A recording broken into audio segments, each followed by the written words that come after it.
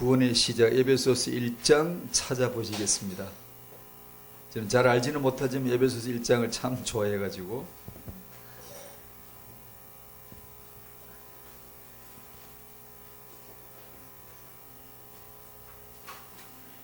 예, 1장 1절에서 13절까지인데 14절까지가 단락으로 되어 있죠.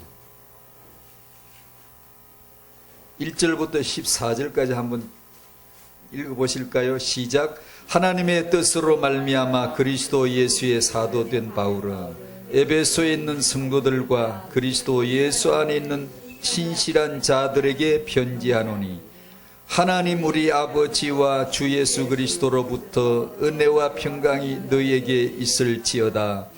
찬송하리로다. 하나님 곧 우리 주 예수 그리스도의 아버지께서 그리스도 안에서 하늘에 속한 모든 신령한 복을 우리에게 주시되 곧 창세전에 그리스도 안에서 우리를 택하사 우리로 사랑 안에서 그 앞에 거룩하고 흠이 없게 하시려고 그 기쁘신 뜻대로 우리를 예정하사 예수 그리스도로 말미암아 자기의 아들들이 되게 하셨으니 이는 그가 사랑하시는 자 안에서 우리에게 거저 주시는 바 그의 은혜의 영광을 찬송하게 하려는 것이라.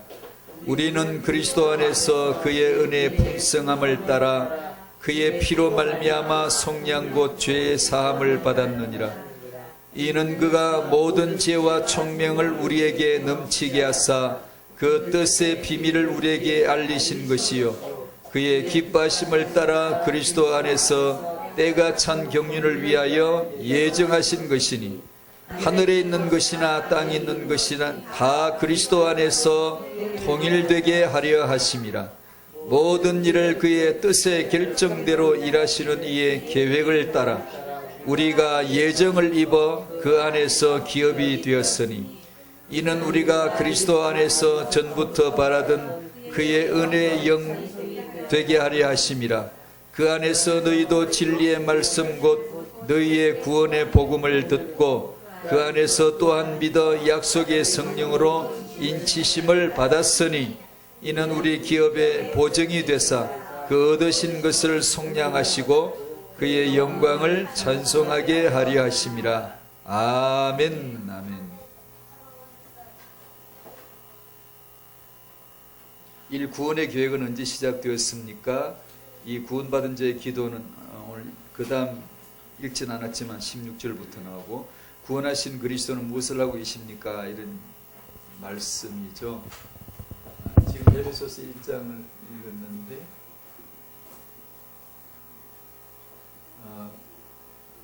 간단하게 나누고 싶은 것은 이 삼일체 하나님, 하나님을 삼일체 하나님으로 나타나시죠. 찬송하리로다 하나님 해놓고 그냥 하나님을 이어가지 않고 하나님을 풀어주죠. 곧 우리 주 예수 그리스도의 아버지다. 왜 아버지이지? 그리스도 안에서, 아들 안에서, 자기 아들 안에서 뭘 하고 싶은 거예요. 그냥 하나님이라고 안 하고 풀어서 아버지라고 하고, 아버지는 아들이 있잖아요. 아들 안에서 무엇을 하시는가를 쭉 설명해 주세요. 그래서 3절에 아버지 나오고 13절에 성령 나오고 그 나머지는 싹 다 아들 얘기예요. 그리스도 안에서 그리스도로 말미암아 계속해서 나옵니다.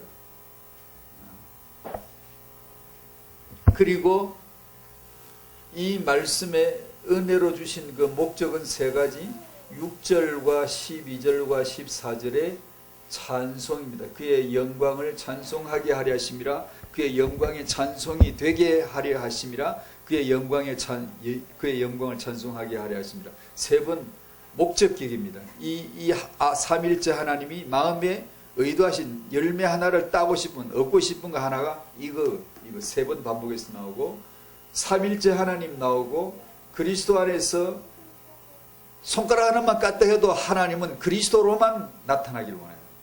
뭐든지.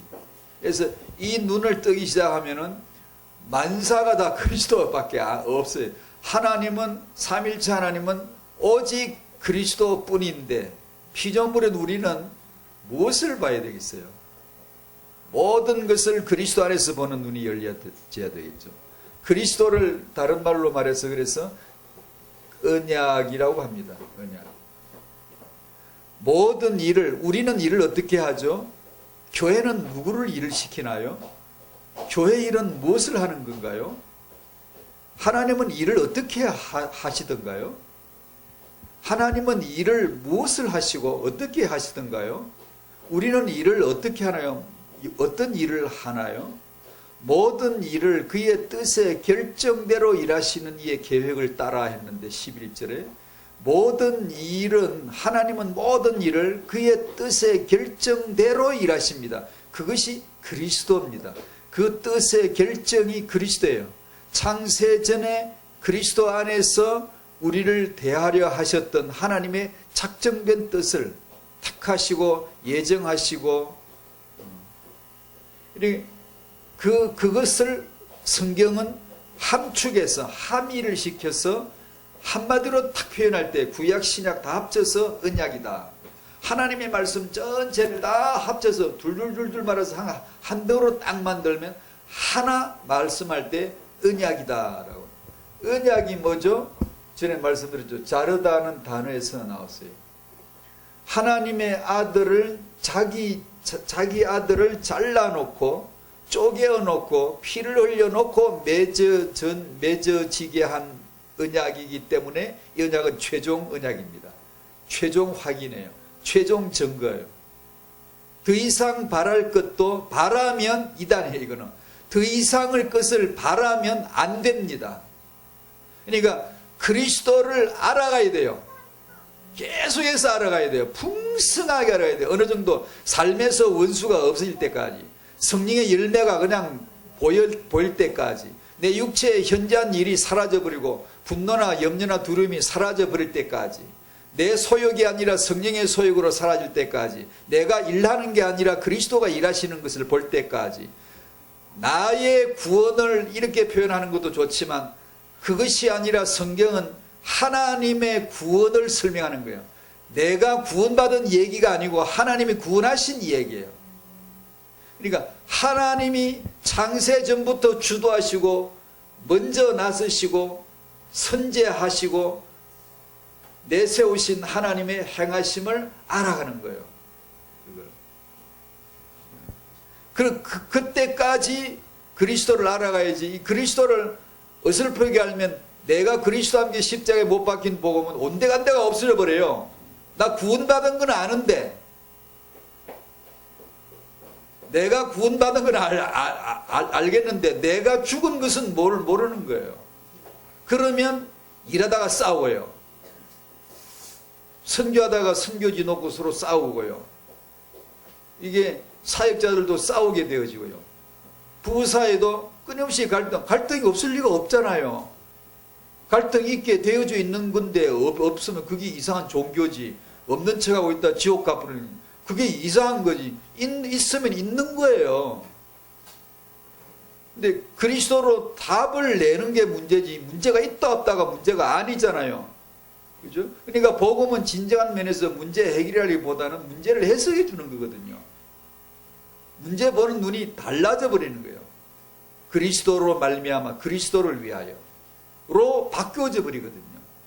그러니까 그리스도를 빼면 하나님은 없어요. 우리에게 계시해 주신 하나님은 그리스도를 빼면 없어요. 그리스도를 빼고 나면 나 하나님 아무것도 몰라야 그게 맞아. 그리스도를 뺐는데 하나님을 안다, 뭐 구약을 푼다, 뭐 하나님의 속성이 어떠다 저떠다 알아본들 아무 소용없어요. 그리스도로 말미암아서 그리스도 안에서만 알아져야지. 그리스도를 모르면 아무것도 몰라야 그게 정상이지. 그리스도가 오직 예수 그리스도 복음이 아닌데 하나님에 대해서 이거 알고 저거 알고 전부 다 헛것이에요. 하나님은 그런 하나님이 아닙니다.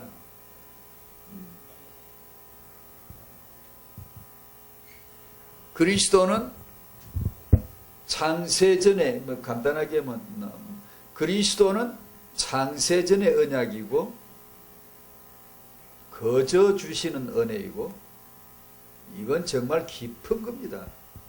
거저 주시는 은혜를 알 때까지 우리가 은혜 진짜 받아가야 됩니다. 거저 주시는 은혜라야 찬양이 나옵니다. 찬양. 그때 나오는 것을 찬송이라고 하는 거예요. 거저 주시는 은혜, 라는 것을 내가 경험해가지 않고 부르는 찬송은 내 노래일 뿐이지 진정한 찬송이 아닐 수 있어요.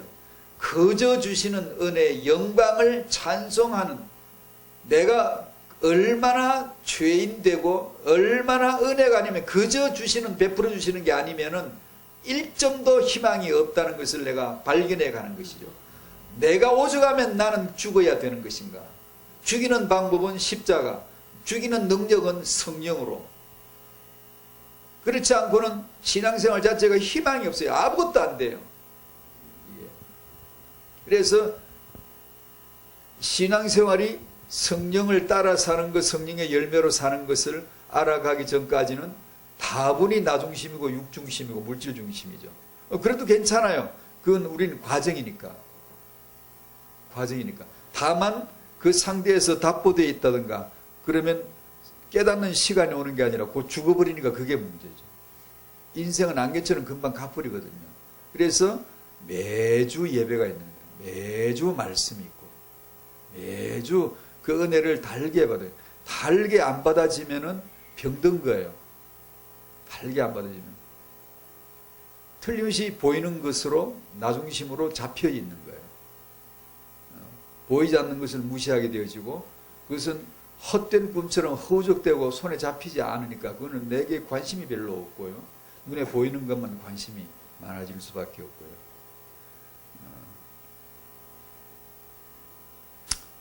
이 정도로 그냥 간단하게 일과는 지나갔으면 합니다. 저는 에베소서 1장 3절에서 14절을 하루 중에도 상당 많이 암송합니다. 다니면서. 너무 좋으니까. 또 좋다기보다는 그 말씀을 바라보고 싶어서.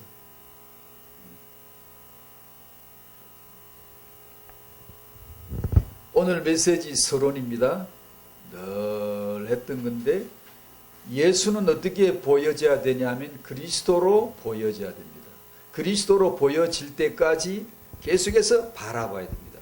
바라본다는 말은 말씀을 듣는다는 거예요. 말씀을 보면 그 얼굴을 바라보는 거예요. 말씀을 들으면 십자가의 복음을 바라보는 거예요. 바라본 적 살아요. 바라본 적 살아요. 호라호란 바라본다는 말은 육안으로 지금 내 눈에 보이는 걸 본다는 뜻보다는 크로스비 여사도 바라봤듯이 마음의 영혼의 눈으로 말씀을 듣는 거예요. 말씀을 바라보는 거예요. 그러면 하나님이 얼굴이 나타나는, 그분이 나타나는 주의 손이 함께함이라 찬송 불렀는데 주의 손이 못 박힌 손이요 찢긴 손이요 언약의 손인데 아무도 내 손에서 빼앗아가지 못해. 아무도 내 아버지 손에서 빼앗아갈 수 없어. 왜 그렇게 자신만만하죠?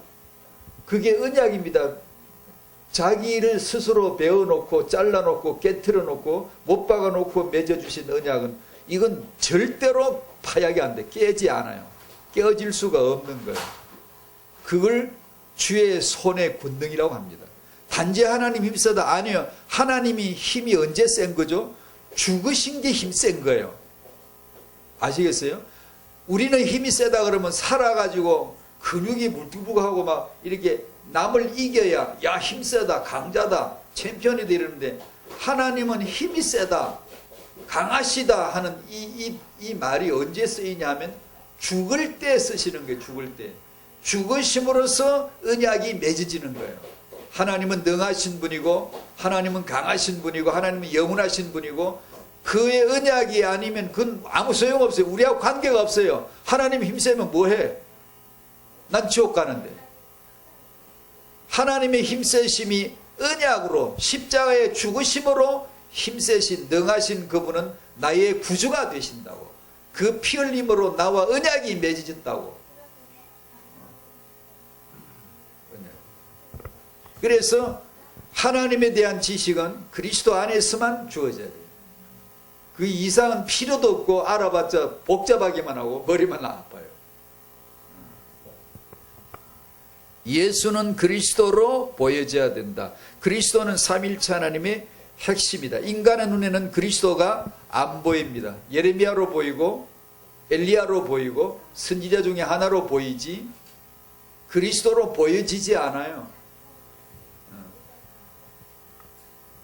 은혜로 말미암아서 보여져요. 예수님 자신이 오셔서, 예수님은 하나님이 육신으로 오신 분이잖아요.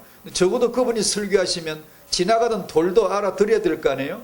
근데 사람이 못 알아들어요. 그리고 설교를 못해서 못 알아듣나요? 예수님이 설교하시면 못 알아들어요, 사람들이요. 예수가 그리스도로 보이져야 되는데 아무도 못 봐요. 근데 어부 출신인 베드로는 설교 한 번 했는데 3,000명이나 뭘 봤어요. 예수님은 설교하셔도 사람들이 못 알아들어요. 그걸 듣고 은혜 받았다는 사람이 없어요. 그런데 이방인 이 전도자들, 이름 없는 전도자들, 아무 볼품없는 사람 같은데 어떤 사람이 전하는 그 복음을 듣고 어떤 사람은 예수를 알아요. 예수를 믿고 구원을 받는 일이 있어요. 그 세상에 왜 그렇죠? 천한 어부 베드로가 설교하는데 3,000명이라고 하는데 예수님 3,000명 구원 받은 적 있어요? 예수님 따라다니는 사람은 전부 다 빵 얻어먹고 다녔어요. 믿는다는 사람이 나왔지만 얼마 후에 전부 다 돌들었어요. 죽여야 된다 중에 십자가에서 고함 지른 사람이 다 그 사람들이에요. 진짜 믿은 사람은 베드로 설교 듣고 믿은 거예요. 그 차이가 뭐죠? 그게 바로 삼위일체 그리스도의 계획입니다. 하나님의 계획입니다. 그것이 베드로가 예수님보다 능력이 많아서가 아니라 그것이 삼위일체 하나님의 계획입니다. 아버지와 아들 성령으로 말미암아 하나님의 비밀 되신 그리스도, 예수가 그리스도로 보여지게 하실 삼위일체 하나님의 계획이라고. 그게 예수가 아무리 말씀하셔도 못 알아들어야 돼요. 그거는 그때 알아들어버리면은 성령이 오실 이유도 없고 베드로 설교할 필요도 없어요. 예수님이 다 알려주면 되지. 삼위일체란 바로 그런 겁니다. 하나님의 스케줄에 계획이 있다고요. 그래서 우리가 무명인이지만 복음을 전하면 우리의 설교를 듣고 사람들이 예수를 알아듣는 사람이 있어요. 신기하죠. 너희는 나보다 더 큰 일을 할 거야. 그런 차원에서의 시간표를 얘기한 겁니다. 우리가 예수님보다 더 큰 일을 하는 게 아니라, 능력이 있다는 게 아니라, 그만큼 중요한 것이 성령입니다. 성령으로 사는 거예요.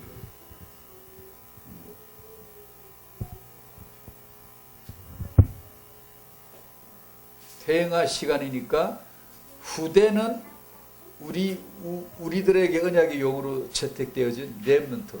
후대는 단지 후대가 아니라 혈통적인 개념, 가문적인 개념, 육적인 개념이 아니라 하나님의 자식, 하나님의 아들, 하나님의 사람으로서의 렘넌트로 보여져야 된다. 언제요? 말씀으로 와요. 말씀이 아니면 안 돼요. 이건요. 말씀으로만 이게 보여져요. 안 그러면 후대 생육 번성 충만은 도용되고 악용됩니다. 이슬람이나 유대인이나 예수 그리스도가 아닌데 후대 생육 번성, 인간 능력 쌓기 운동이죠. 어떻게 하면 인간을, 우리나라가 저 나라보다 강해지려면 후대들을, 엘리트들을 많이 키워서 과학자들 능력 키워가지고 무기 만들고 능력 만들면 이기거든요. 그게 인본주의 인간 능력 쌓기 운동입니다. 그것이 결정적인 게 후대입니다. 교육의 육아입니다. 그래서 세상은 육아 잘하려고, 교육 잘하려고 안 할 수가 없어요. 이거는 피할 수 없는 능력이거든요. 그리스도가 아닌 생육 번성 충만은 그 자체가 죄입니다. 아니 그런 말이 어디 있어? 그게 그렇게 됩니다. 그리스도가 그렇습니다. 그리스도란 뜻이 바로 그런 뜻입니다. 제자들은 후대들을 보질 못하고 가로막았죠. 예수님에게 나아가서 축복받아야 될 그 아이들을 가지 못하게 가로막고 부모들을 가로막은 자가 제자들이죠. 기독교의 메시지를 주는 겁니다. 우리가 예수를 그리스도로 못 보고 후대를 렘넌트로 못 보고 이 기독교가 종교화 되어지면 그렇게 되어버리는 거예요. 이게. 그래서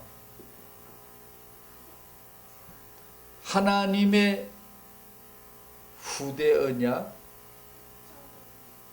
그 겉과 속, 후대를 말씀하시거들라 성경에서 하나님이란 존재가, 그분이 씨, 자손, 후손, 생육 이런 말씀을 하시면 우리는 빨리 이면에 그 속에를 들여다봐야 되는데 그것이 항상 자기 아들 그리스도를 두시고 끝의 표현을 바다가 표면이 찰랑찰랑 그러지만 그 심해 깊은 곳엔 전혀 분위기 다른 게 있거든요. 이게 하나님이 아브라함에게 후손하면 이삭이거든요. 이삭하면 우리는 신약을 하는 언약을 하는 우리들은 그리스도 안에서 그리스도 얘기를 지금 발설하시는 것이구나 라는 것을 빨리 알아듣고 오직 그리스도만 남기고 나머지를 삭제시켜 줘야 돼요. 그리스도를 위하여서 나는 왜 결혼, 임신, 출산, 육아가 있어야 되냐? 그리스도로 말미암아 그리스도를 위하여서. 그건 늘 듣던 말인데 아니 모르거든요. 그 복음의 말씀과 하나님의 말씀을 계속해서 들음으로 점점 그것이 표적이 선명하게 잡혀지거든요. 그리스도를 위하여. 그냥 태영아 부모들 하여금 사명 걸고 이걸 만들어줘요. 안 그러면 태영아 사역 글쎄 안 하는 게 나을지도 몰라요. 인간적인 욕심만 자극시킬 수 있거든요. 그게 되나요? 되는 사람은 예수 안 믿어도 돼요. 예수 안 믿고 교회 안 다니고 태영아 전도학교 안 다녀도 돼. 잘 키우는 사람 잘 키워요. 말씀이라고 하는 것이 우리 생각과는 정말 차원이 다르다는 것을 아셔야 됩니다.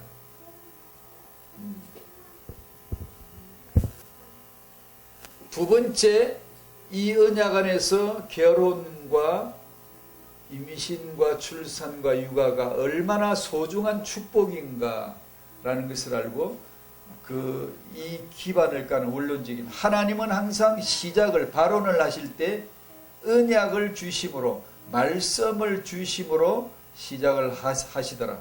뻔하죠, 적용을. 그러므로 우리는 말씀 받아야 되겠다. 이 얘기겠죠.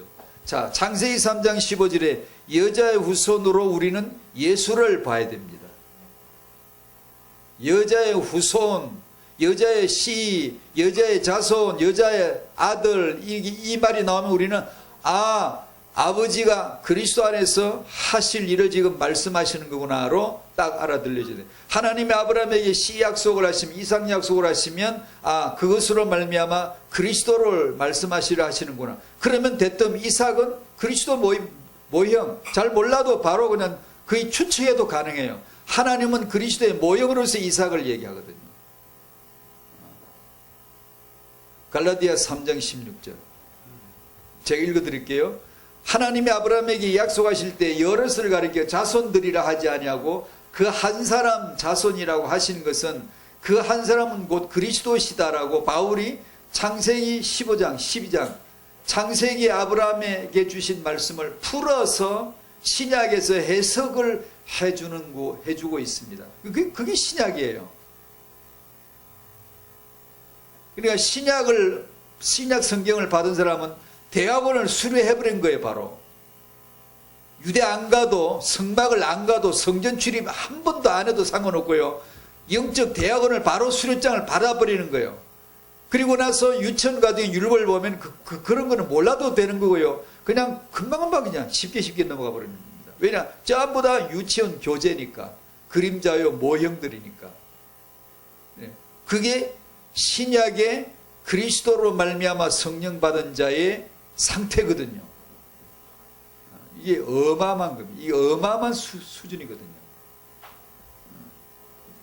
독자를 바치라고 태영아 시간에 여러 번 같이 나누었죠. 아브라함에게 독자를 바치라. 금방 알겠죠, 이제.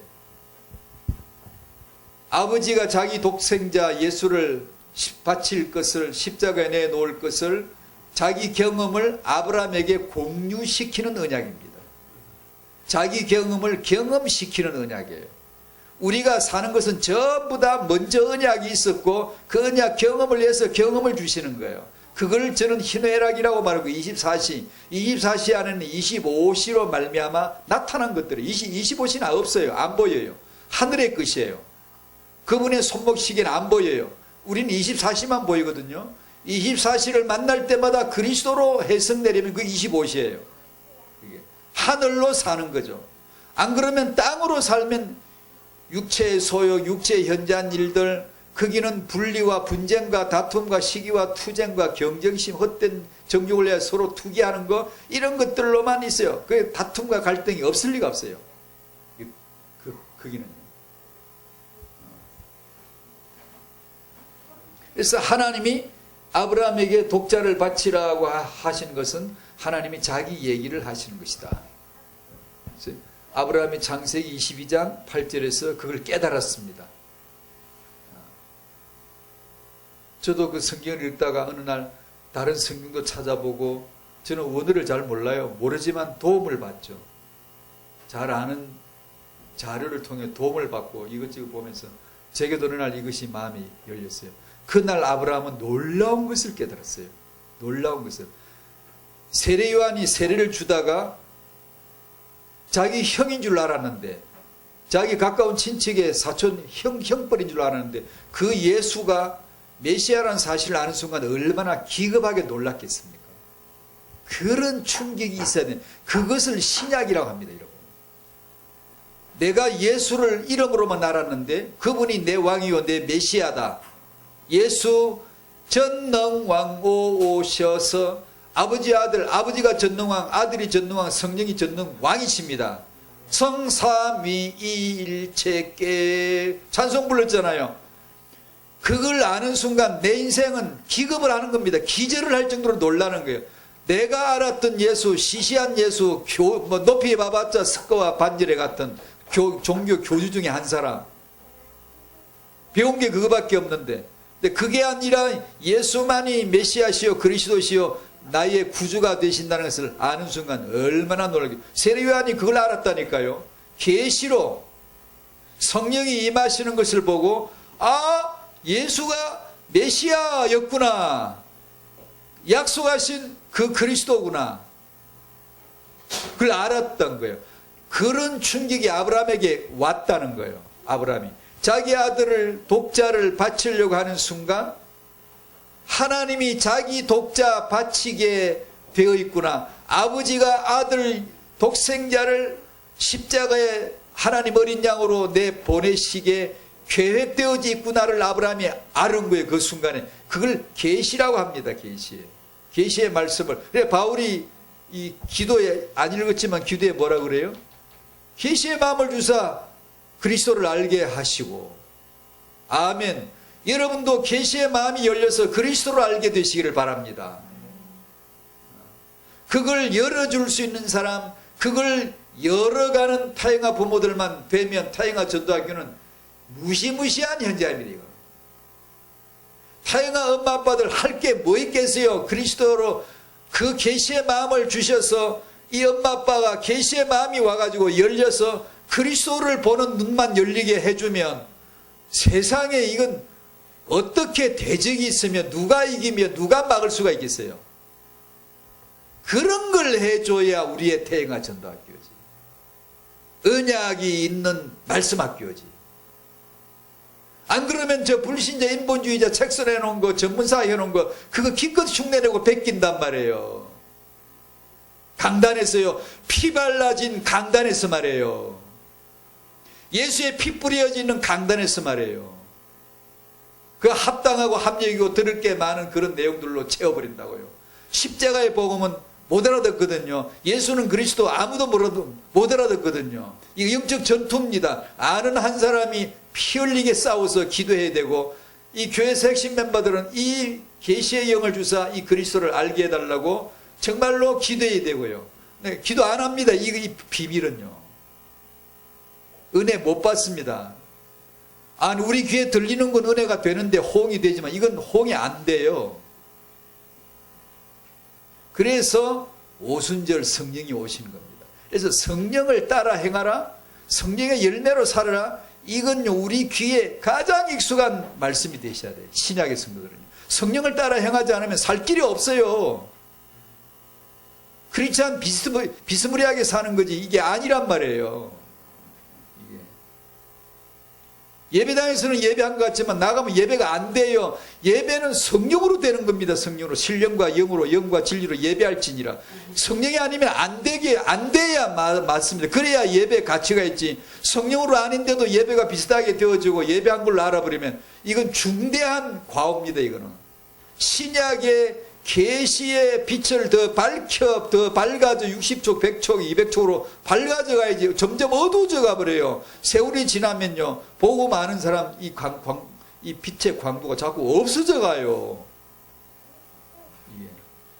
그래서 오래 다닌 사람들은요, 말씀 알아들으려면 진짜 기도해야 됩니다. 못 알아듣습니다. 초신자들은 금방 들려요. 어른들이 못 알아듣는 거 애들은요, 액면대로 말씀 빨리 알아요. 빨리 받아요. 어린아이. 아주 적을수록 애들이. 왜냐, 그대로 받거든요. 어른들은 이 귀가 망구비는 구비구비 흘러들어요. 왜냐하면 인생 살아온 그 24시가 전부 다 구비구비가 되죠. 그래서 말씀이 구비구비 돌다 오면은 이상하게 아가 어가 돼버리고 어가 요가 돼버리고 그러다 나중에 마음에 오는 것은 전혀 엉뚱한 걸 전혀 말씀이 잘 와닿지를 않아요. 그래서 교회 오래 다니는데도 순전한 마음으로 은혜 받는다. 이 사람 진짜 백이에요. 진짜 백이에요. 진짜로 이 신앙입니다. 가난한 마음, 애통하는 마음을 늘 관리했다는 것은요, 진짜 이건 신자예요.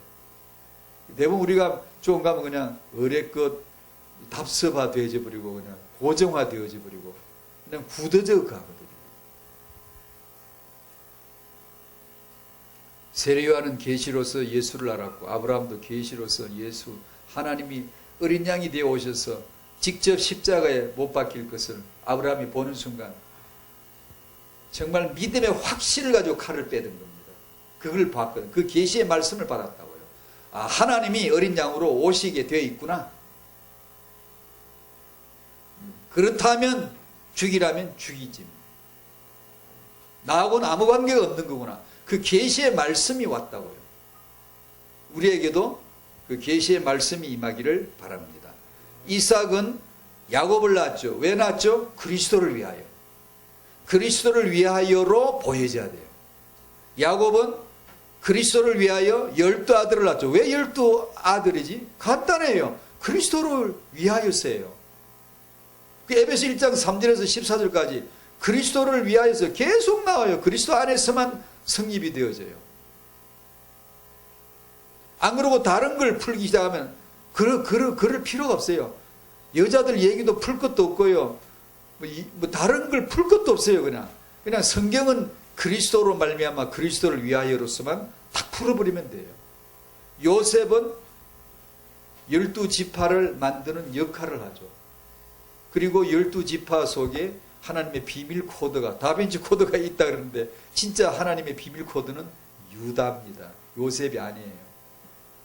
요셉은 소문난 잔치예요.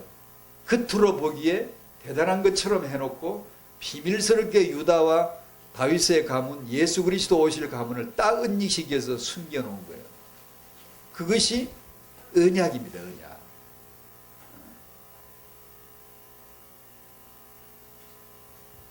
하나님이 주신 결혼과 임신 출산은 그 축복이 아닐 수가 없죠. 그래서 이스라엘에 주신 복이 생육 축복입니다. 왜요? 그리스도의 성육신을 위하여. 창세기 3장 15절에서 마태복음 1장 16절까지 마리아를 통하여 그리스도라 칭하는 예수가 나시니라까지 여자의 후손에서부터 마리아가 그리스도라 칭하는 예수를 낳을 때까지 쭉 이 역사를 이스라엘이라 그럽니다. 이스라엘은 하나님의 아들이 육신으로 오실 때까지의 역할이에요. 이들이 자기들이 난 예수가 메시아라는 걸 믿으면 구원을 받는 거고, 아무리 예수님이 그 민족을 통해 오셨어도 예수 안 믿으면 구원하고는 관계없어요. 그냥 쓰임 받았을 뿐이에요. 이스라엘이라고 해서 별 혈통은 징골성골 아니거든요. 그리스도의 성육신을 위하여 쓰여졌고, 지금은 성도들의 후대 생육 번성 충만은 그리스도를 위하여, 세계복음화를 위하여, 그리스도의 복음 전도를 위하여. 그러니까 아이를 하나 낳아 기르시거들랑 복음 전도하여서 구원받게 해 주십시오. 그러면 최고의 기업이 된 거잖아요. 그렇죠? 최고의 기업이 된. 더 이상 바랄 게 없잖아요. 그 아이 생명이 그리스도를 받아서 영생을 얻었다면 더 이상 바랄 게 없잖아요. 더 이상 인생은 그리스도를 위하여서 될 테니까 이리 굽어지고 이리 굽어지고 계곡을 가고 정상을 가고 그런 건 아무 상관이 없잖아요. 언약이란 다리미로 쫙 눌러버리면 쫙 펴져버려요. 희뇌락은 다 똑같은 가치예요. 중량이 같다고요. 성공자는 10,000원짜리가 되고 실패자는 1,000원짜리가 되고 이런 거 없다고요. 머리가 되고 꼬리가 되지 않는다는 그만 우리가 전부 다 엘리트고 1등하고 사장되고 계장, 과장, 사원은 없고 이런 뜻이에요? 그러면 큰일 납니다. 기독교는. 아무 상관이 없어요. 그 자기 재능 따라 가게 두세요. 자기 능력껏 하게 두세요. 교육을 유아를 통하여 최대한 밀어주되 자기 갈 길을 가는 거죠. 그 인생에게 단 하나의 과제가 주어졌다면 죄인으로 보내어진 것이 의인이 되게 하려고 죽은 자로 보내졌으면 영생을 얻게 하기 위한 좋은 조건으로 보내어진 거예요. 참 희한한 표현이지만 아무리 생각해도 맞거든요.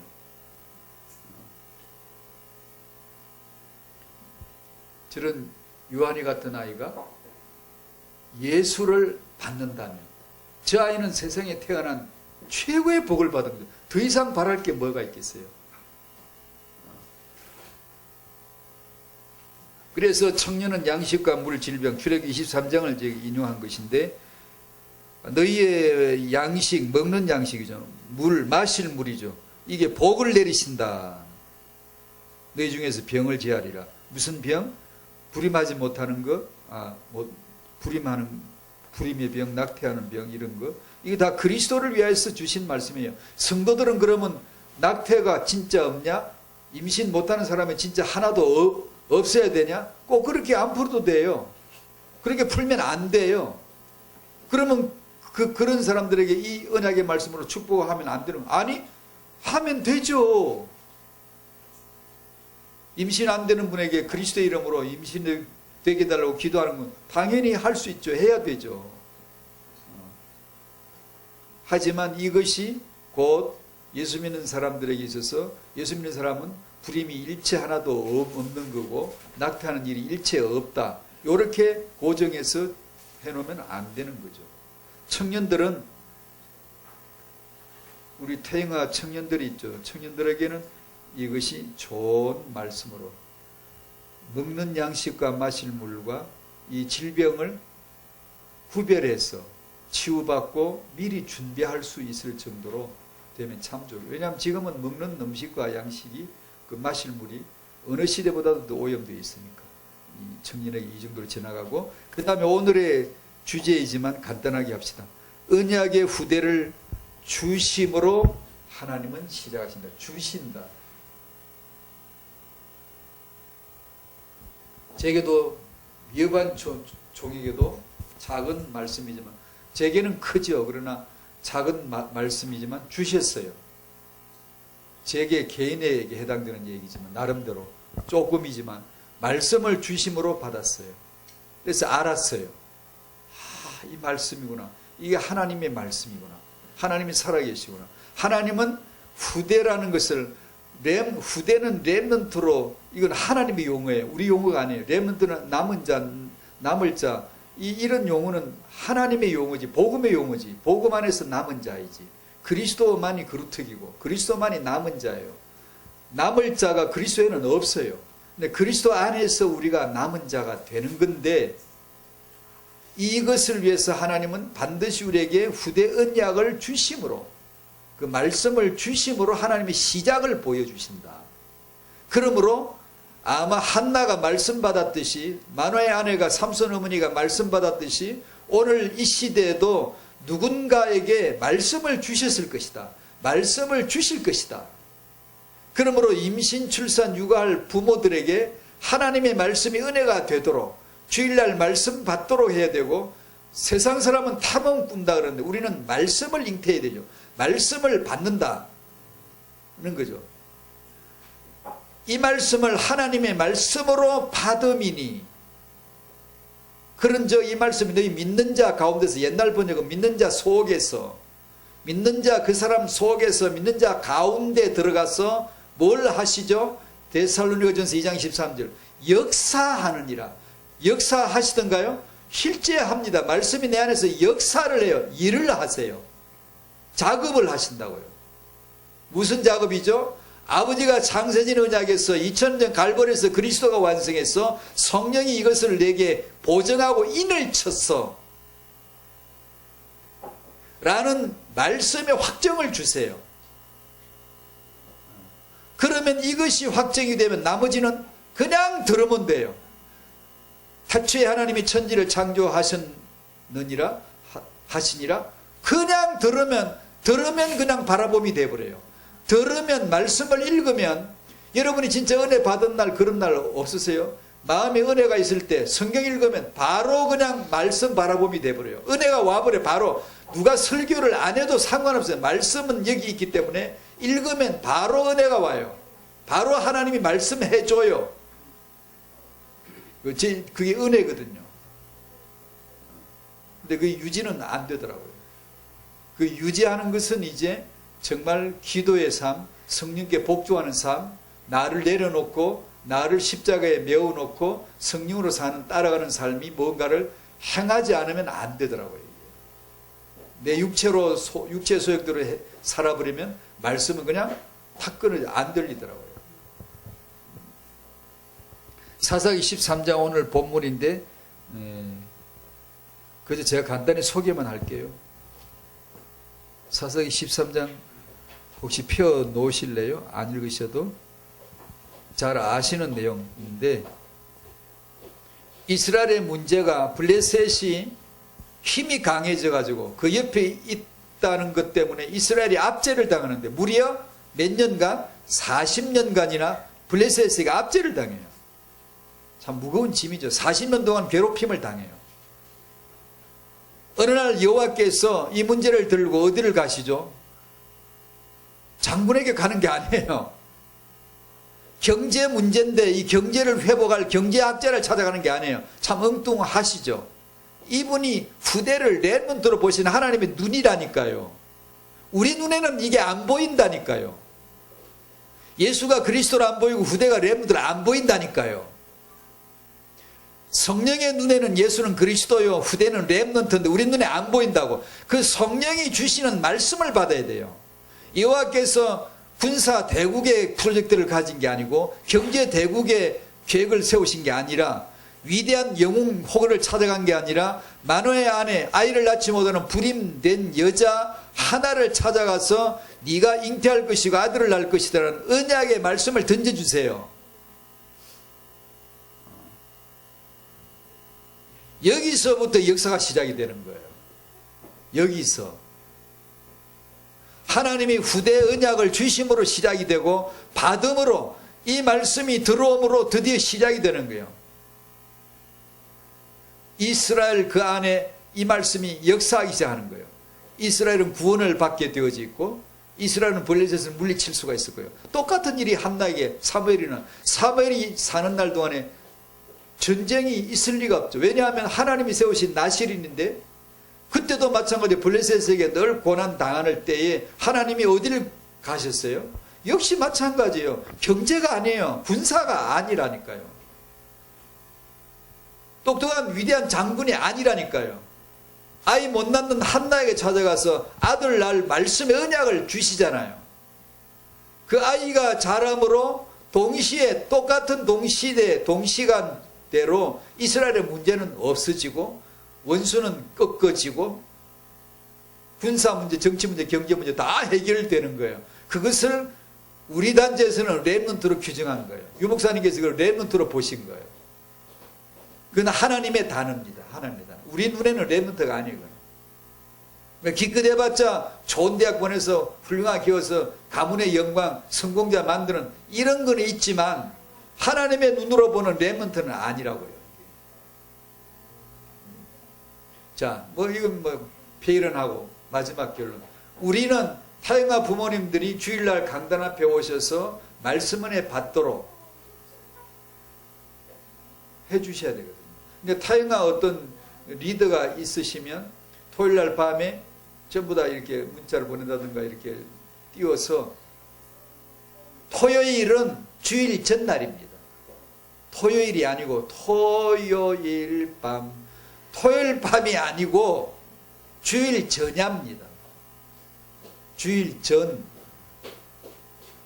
주일 전으로서의 준비를 해줘야 되거든요. 하나님의 말씀 받을 마음에 기대감을 품고 계시의 마음을 주사 그리스도를 알게 하시고, 어떻게 알죠? 말씀으로 오거든요. 근데 그 말씀의 은혜가, 말씀이 반드시 임하는 게 있고 마음속에 들어와서 역사함이 반드시 있거든요. 이걸 내가 내 생에 모른다. 말씀을 언제 받았는지 모르겠어요. 그러니까 말씀을 받을 준비를 합시다. 지금 밥도 짓고 지금 상도 차리고 지금 자녀 양육도 해야 되고 많은 걸 해야 되지만 남편과의 시간도 가져야 대화를 해야 되겠지만, 마음속에서 끊임없이, 그러면서도 마음으로 아버지를 찾고 말씀을 찾아 기도할 수가 있지 않습니까? 끊임없이 그렇게 해서 말씀 받을 준비를 시켜줘야 됩니다. 그래서 주일날 강단 앞에 왔을 적에 하나님 말씀이 시온의 대로처럼 열려서 직행하여 내게 말씀이 잘 달리게 하옵시고, 그러잖아요. 어느 말씀이 구절이 생각이 안 나는데, 말씀이 잘 달리게 하옵시고, 말씀이 달릴 수 있어야 돼요. 속히 달리게 하옵시고. 말씀이 속히 달려야 되거든요. 근데 말씀이 내게 속력을 못 내고 어디 오는지도 보이지 않아, 너무 느리고 너무 빗나가 버리고, 그러면은 말씀 받지 못해요. 후대 언약은 말씀을 주심으로 시작이 돼요. 그러니까 타영아, 임신할 엄마 아빠나 임신한 부부나 지금 출산해서 양육하는 부부에게, 그 부모에게 말씀이 와야 돼요. 말씀이. 저는 100번 1000번에 이거밖에 할 말이 없어요. 말씀을 던져주시는 하나님, 말씀을 보내시는 하나님, 말씀을 주심으로 시작하시는 하나님. 우리는 말씀을 받음으로 시작된다. 말씀 은혜 받으시기를 축복합니다. 아멘, 아멘. 그 말씀. 세상은 태몽, 우리는 말씀. 석가는 호흡과 명상, 우리는 성령과 묵상. 말씀이죠. 묵상. 그 은혜가 특히 우리 여기 아이 키우는 엄마에게, 그 부모에게 꼭 임하게 되시기를 주의 이름으로 축복합니다. 기도합니다. 하나님, 아이를 키우는 엄마에게, 그 아빠에게 말씀을 주시옵시고, 말씀을 주시는구나, 말씀이 임하시는구나, 말씀이 믿는 자 속에서 역사를 하시는구나를 경험하게 하여 주시옵시고, 하나님이 말씀을 주심으로 시작하심을 보게 해주시고, 하나님처럼 힘을 얻고 하나님처럼 양육의 지혜와 힘을 얻을 수 있도록 타영아 부모들을 축복하여 주시옵소서. 자라나는 저 아이들은 반드시 언약의 말씀, 예수만이 그리스도, 이 언약의 말씀으로 자라게 해주시고, 아버지, 저희가 어떻게 기도해야 되겠습니까? 이 아이들이 이거 하나 받기 위해 태어났으며 이 하나 때문에 보내어진 줄로 확신하오니 그 예수는 그리스도 복음 받을 수 있도록 복을 주시옵소서. 저 아이들이 귀가 열려 마음이 열려 아는 사이 모르는 사이 저들 마음에는 언약의 말씀이 심겨지도록 축복하여 주시고, 저 언약에 매여 복음에 매여 사로잡힌 말씀이 되어 일평생 복음 안에 있고 말씀 안에 있고 하나님이 쓰실 수밖에 없는 복음의 사람 되게 하여 주시옵소서. 예수 그리스도의 이름으로 기도합나이다. 아멘.